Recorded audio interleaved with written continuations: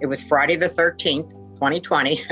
That was the last day the senior center was open. We also closed on March 13th. It was a shock. A lot of the parents weren't ready for it. We weren't ready for it. And I had parents who actually called me to say they didn't know what they were going to do. Someone told me one day that we reinvented ourselves during this pandemic. I didn't really think about what could happen until one of my friends said, "Have you considered putting your exercise classes on Zoom?" I said, "What's Zoom?" I was never disappointed in how people showed up to help other people. And that, to me, says so much about what this community is. Hello, everyone. I am Elizabeth Lawton, and welcome to my discussion today with two lovely ladies that I've had the great pleasure to work with before 2020 and hopefully beyond. Our conversation today is centered around our experience with what happened in 2020.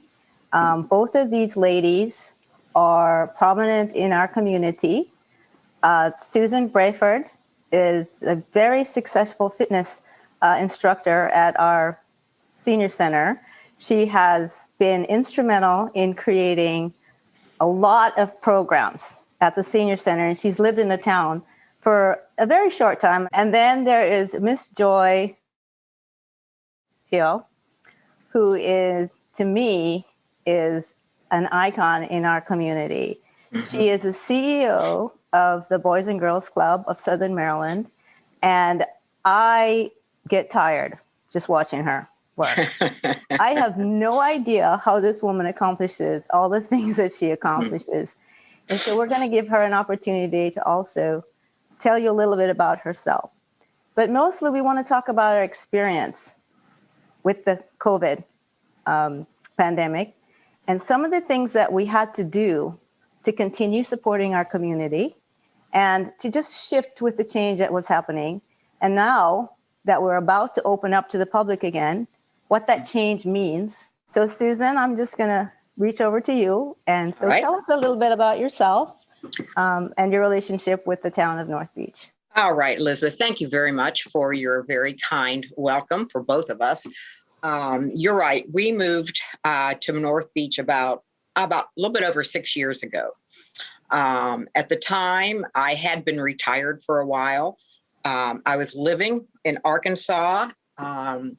I was about to embark on my third career, which was basically exercising. I was a computer nerd for the first 20 years of my life, and then I was an academic for the next 20. I decided to get certified to lead exercise class. So when I came here, there were some nice exercise classes at the center, but I thought there really could be more. So I added probably 4 different types of classes than they were having at the time. Some of the staff continued to teach, but most of the time I found other volunteers to lead these extra classes that I'd been doing. So that's pretty much how I got or sort of made my introduction to the North Beach community, was through the senior center. So I want to tell you that Susan is being very modest. In a very short time, she has received quite a bit of recognition. If you just tell us a little bit about some of those. Well, I've gotten a few volunteer rewards or awards for volunteering. I think you see one behind here is from AARP, from when I was working on the Zooming last summer, which we'll get to. I also had an award from the state of Maryland for being a very dedicated senior. And I also got, I think, an award back when North Beach was first starting to think about exercising. And I think I got the Fit Senior Award. Thank you for that. So, Ms. Joy, we're going to reach out to you so you could give us a little bit about you and the background at the Boys and Girls Club. Well, as Elizabeth said, I am Joy Hill, the CEO of Boys and Girls Clubs of Southern Maryland. I've been in North Beach at this location for about 12 years now. Wow. And we've accomplished a lot. We came here because we wanted to do some things in the community, make it better for families, for children. And we have after-school programming and summer programs. But this last year with the pandemic, as Elizabeth said, it threw us a loop. And we just had to reinvent ourselves because we couldn't have kids in the building. We had to be able to still serve them. So we went to virtual programming, and then we started our food bank, which has been a really great success in this community. But the things we've had to do to make sure that we could continue to serve the children and the families, it's been exciting. We found ways to do the things that needed to be done to keep this community vibrant. We've had a lot of community members who've reached out to help us, and it's been a joy to be here as the CEO during this really stressful time. But we've made it work, and it just reminds us every day that being a part of this community is so important, and doing things with families is so important now more than ever. I'm going to take this opportunity to talk about how we actually coped with the pandemic, how we actually coped with the lockdown and of people not being able to leave their homes and going through the normal things that they do every day, and what you did and what you learned. I'll give Susan a chance to go first because I know she did some really exciting things also. Well, it was Friday the 13th, 2020.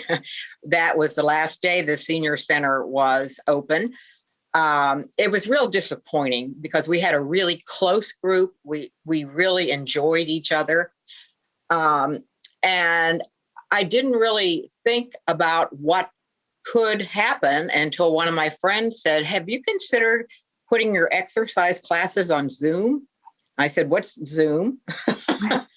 And so basically it took us a week. It took probably about a week for me to figure out this technology. The technology itself wasn't too bad, but then trying to figure out how to include the music and how they can hear the music and the tone and the place and the sharing and all that. We started, I guess, around the 1st of April, and we are still doing it 3 days a week, Monday, Wednesday, Friday morning. I usually have about a half an hour of aerobics, about 15 minutes of balance, and then about a half an hour of strength and stretch. So it works real well. We go from, I said, about 8:30 to 10. Some days we have over 20 people. Other days we might have 4 or 5. And it was just very much like the group in the senior center. People will come and go. If they don't want to do the whole class, they'll sign in for what they want to do and sign out if they don't want to do something else. So what I discovered, I did take 1 week off in the summer, and I thought it would be wonderful to have a break, but it wasn't. I so missed seeing all my friends in the little squares and keeping up with them on a day-to-day basis. So I think one of the things I learned was that I really do need to at least see people. You know, I think of myself as an introvert, but I'll tell you, I really missed seeing those friends, those people, those companions that I've known for 5 years now. And even if I could only see them on little squares, it was just nice seeing their smiling faces and they're jumping up and clapping. So I recall that we had a conversation that you had learned something very interesting about your population, the difference between the introverts and the extroverts and how they responded to the Right. Zoom. Years ago, this is just a little bit of background. When I did teach in college, we had one course that we designated to be a virtual course online. And what I found interesting in the classroom or in the school environment was that usually the shyer students were much more willing to be out and express themselves online. Same thing with my Zoom. You know, the students, the people in the class that were always the class clowns, really sort of went into the background. And those that we didn't know quite as well, came forward. So it's fascinating to me that a different media, can make a difference in how people respond. So, Miss Joy, we're just going to shift to you now, because I know you had to make some very radical shifts when the shutdown happened. Some very radical shifts. Well, we also closed on March 13th. It was a shock. A lot of the parents weren't ready for it. We weren't ready for it. My staff wasn't ready for it because we're used to seeing the children every day after school.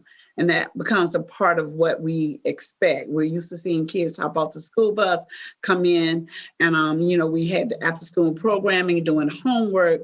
But for me, one of the most important things, other than doing homework and making sure the children were safe, was the fact that a lot of our kids depended on us to eat. Yeah. So they would come in, and we could tell the kids who really looked forward to having their snacks with us in the afternoon. All the kids ate, but some kids seemed to be more in need than others. Mm-hmm. So on the night that we closed, I actually talked to my staff, and I worried about the kids who weren't going to get the extra snacks, because there were some kids that on weekends, Friday night, we would pack up little bags for them to take home for the weekend to make sure that they had the right food. And by Monday or Tuesday, I had some parents who were calling me because we've tried to build relationships in the community. And some people feel close enough that they just tell us what's going on. And I had parents who actually called me to say they didn't know what they were going to do. The schools were closed, we were closed, and they sort of depended on us to supplement their budget and feed their children. So I started out in my car going around to the houses of our actual members, dropping off food, giving lunch foods, making sure that there were extra snacks, because we don't want any kid to suffer. We would drop off some supplies so that they could study at home, but make sure they had some food. We started doing that with just the families from Boys and Girls Club. But within the next week or two, the word was out. And parents were telling other parents, if you need something, you can call Miss Hill. She'll help you out. Wow. So we started taking food to people who weren't members of the club. And then we realized, we talked to some friends, we have partnership with other people in the community, including Miss Lawton, Miss Sefton from 4-H. We just started talking as a group. And we realized that there were lots of people in the community, even though there were some food banks already here, who either, for whatever reason, could not go to a traditional food bank because they were embarrassed or afraid or whatever, but those people were still going to be hungry. So we started putting together friends and members of the community, and we started a food bank here at Boys and Girls Club. So that food bank is still going on. We're going to slow down a little when the summer comes because we're taking kids back. But we've had over 600 people show up on some weekends to get food.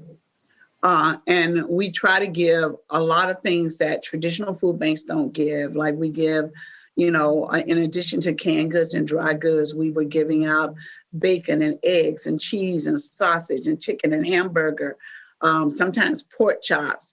We tried to shop for them like we were shopping for ourselves. Yeah. And people have commented and told us that they really felt like we cared about them because we gave them things that they never thought they would get during during a pandemic. So many people were so food insecure. While we've been feeding people, we've tried to make sure we kept up with things like we've given the kids STEM kits in partnership with the local library. If a parent calls us and tells us they don't have school supplies, we've dropped off school supplies and art supplies. But I think the families really appreciate it. I've had people who've sent me notes and letters saying that they were glad that we transitioned into what they needed most. A lot of people lost their jobs. A lot of people who had jobs had less hours. So they just didn't have the food they were used to having. And we're quite proud of the fact that we think that we help fed families in this community and that we didn't turn people away and we didn't have a lot of rules that kept people from coming. And we feel good about that. So someone told me one day that we reinvented ourselves during this pandemic. And it touched my heart when they said that, because That's what Boys and Girls and Clubs wants to be about. We want to serve the community, children and families, but we want to be here for anybody that needs us. And I think this past year showed us that we could do what the community needed when it was needed. And I'm quite proud of that. So one of the things that I really found very interesting in your story, as you were telling me about how the food bank got started, was how you received funding to do the food bank, because that always is a question to people. And I know you got a lot of donations from places like Wise Grocery Store and like Giant Grocery Store and some of those types of traditional places, but you still needed funding. So okay, let me clarify. I did not get donations from Wise. I did not get donations from Giant. Mm-hmm. I actually purchased foods, but what they allowed me to do was to buy in bulk. Whenever they had something on sale, which they normally don't let you do normally. I built relationships with Wise, Giant, and then a Safeway grocery store that allowed me to come in and order in bulk, which saved me lots of money. Wow. So rather than paying $3.40 for a box of cereal, I might be paying $1.79. I actually paid for it, but they gave me incredible deals, which they normally do not do.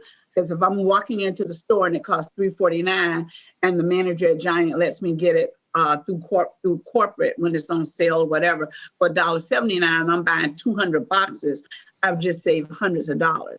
Now, we got a couple grants, small grants from like the county, United Way, whether it was $2,000 or we got a $10,000 grant from Calvert County to help us with food. But most of my donations were personal money from people who cared. I reached out to my funders, people who had been giving me money all along. And I said, hey, I was honest with them. I said, we had to close down because of the pandemic. And most of them said, okay, normally I gave you the money for STEM or I gave you the money for your reading program. But guess what? Transition. Use the money for what you need. So I was still buying some books, but along with those books, I bought some cereal or some milk or some eggs, and people allowed me to do that. Yeah. But personally, there were people in the community who stood up and stood out. They would give me, I would get $25 every week from somebody or $10 every week, or once a month, somebody would send me, $50, or sometimes people would walk up to me when I was in the grocery store and they see me with 4 or 5 baskets and they say, what are you doing? And I would explain to them what I'm doing. And they would give me $5, a lot of tears, a lot of things like that.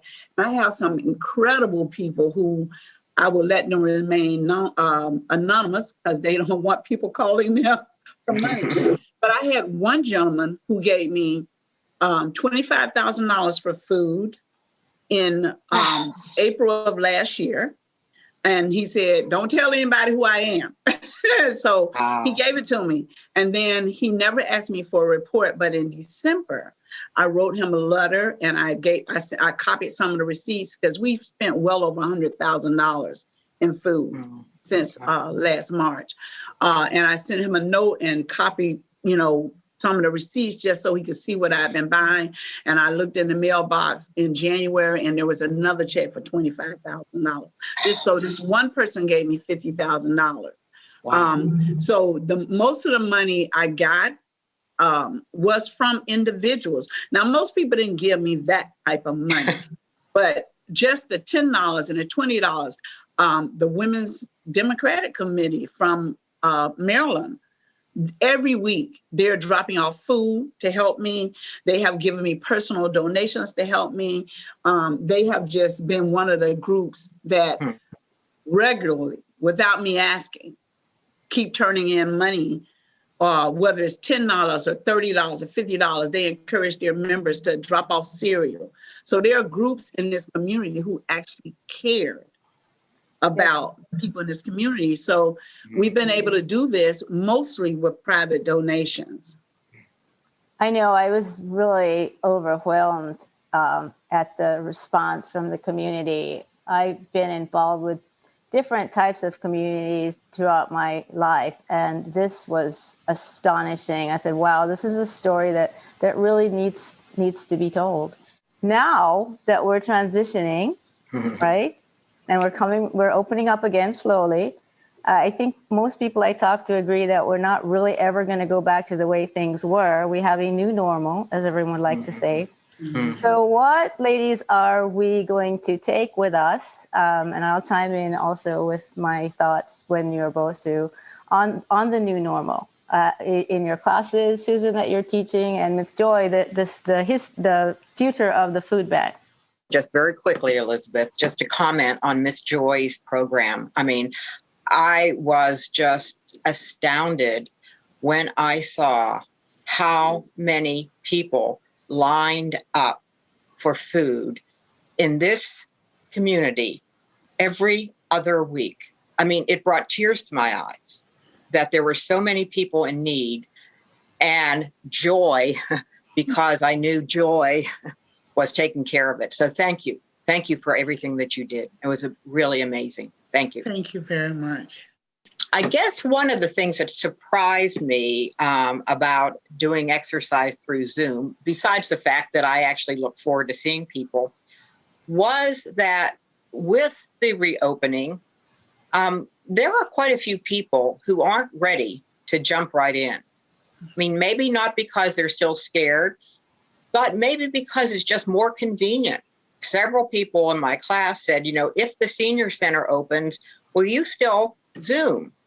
And I see no reason why not. I mean, if I can go in, I can set up my camera, my computer there, and people wouldn't have to get out and go in the bad weather, go in their cars or anything else. So some people want to continue to do it virtually. Others can't wait to see each other in person. So I think one of the things that surprised me, Elizabeth, was just that not everyone is ready to jump right in the pool right now, because the pool is a little bit different than it used to be.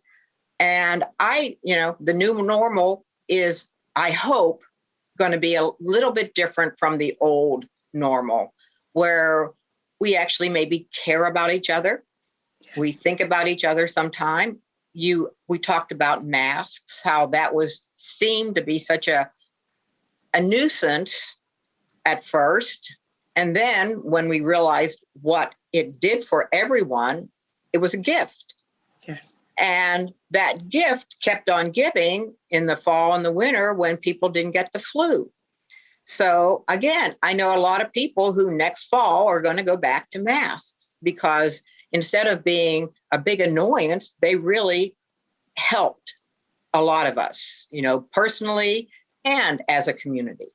So, I hope that some of our ideas have changed. Some of our inner self can actually try to think about others a little bit more and about ourselves a little bit less. Well, thank you, Susan. That's so sweet. I agree with Susan. I think this pandemic helped us learn to love each other more, because, Elizabeth, you've been out there with us, and I'm glad Susan recognized that there were people out there. But let me tell you, the volunteers, we have had people stand in the rain. We've had people out there when it was 20 degrees outside. These were people who are not getting paid, and they showed up on Saturday mornings to set up tables and give out food. And I mean, it would be so cold sometimes in the winter that people had to go in to warm up and switch off. But they showed up constantly. They've been doing it since last March. And people actually call and to find out what they need to do, or if we need people to help sort groceries. The volunteers have been wonderful. And that's how we do it, because, I mean, every day I get a call from somebody still now who says, okay, is there a food Saturday? Or are we giving out food Saturday? Or people who need food who call to say, are you giving out food Saturday? Mm-hmm. I couldn't have done this without the volunteers. I couldn't have done it. I needed volunteers to come and help us do everything every week that we did something. So I'm grateful that people were able to say that no matter what was going on, they would be willing to even put their own lives on the line, even though we were all masked up and we had on gloves and stuff. It was still a lot to ask people to come out and interact. It was. With no contact. We put stuff in people's cars, but still asking people to come out and deal with a crowd by giving out food I knew it was a lot, but I was never disappointed in how people showed up to help other people. And that, to me, says so much about what this community is. So, Miss Joy, how do you see the food bank evolving now as we move into this reopening of the Boys and Girls Club, and arguably going back to your core competence of what the services that you offer the community? We will have the kids back in the building in June. And we won't be able to continue to do those large food banks that we were doing. And I've already talked to the other local food banks to say, hey, you guys got this. And they say, okay, we got it now. Thank you for the help. But we will continue to have a small in-house food bank. If there are parents who need help, we're going to put the word out through our Facebook page, through information that if somebody's hungry, they can still call us. They can still come by. We will make sure that all of our families and kids who are in the club get food as they should all the time. But other people in the community, if they need it, I was the person who gave out my personal phone number. So believe me, they call me. And if somebody calls me and say they need it, we will still take care of the needs of the community. So we're not going to let anybody go hungry. We just have to do this. I believe it does take a village.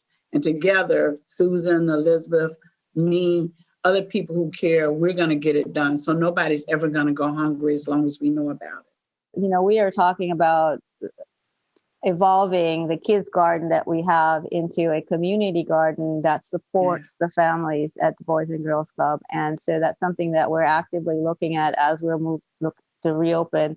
And so that's very awesome. I'm going to give you my experience and impression. One of the first things that I noticed when we started wearing a mask, which I was very grateful for, is that because our mouths were covered, the way that we communicated with each other was through our eyes. Yeah. And felt so good to me, because most of the times before that, especially whichever city you're in, I travel quite a bit, people will look away, they'll look down. And they say the eyes to the soul, the window to the soul is your eyes. Mm-hmm. And so you could see people's expression, you could see their joy, you could see their worry. And I just thought that was amazing that we could do that with each other. And that whole idea of having two eyes and two ears is a little bit more important than having one mouth sometimes, and that one tongue. So that became really real for me, and I really appreciated that. And I take that away from that experience. So, Miss Joy, what do you take away from the experience of wearing that mask? I definitely think we all listened more and that we paid attention. And I agree with you, the eyes. I used to look into someone's eyes and hope that I would see a smile. So I definitely got that. And when I saw somebody with the mask on, all it did was make me think that they cared about other people. I felt like if you're willing to walk around all day, and then, in my family, I have 3 or 4 nurses, and it gave me a appreciation for the fact that they cared enough about people that they walk around all day, sometimes with that mask on. And I had no right to ever complain about a mask, because all it meant is that I cared about my fellow human beings, and I was willing to wear a mask. And I'm still willing to wear one until this pandemic is totally gone, which may be a long time, because if you care about people, that's a small price to pay.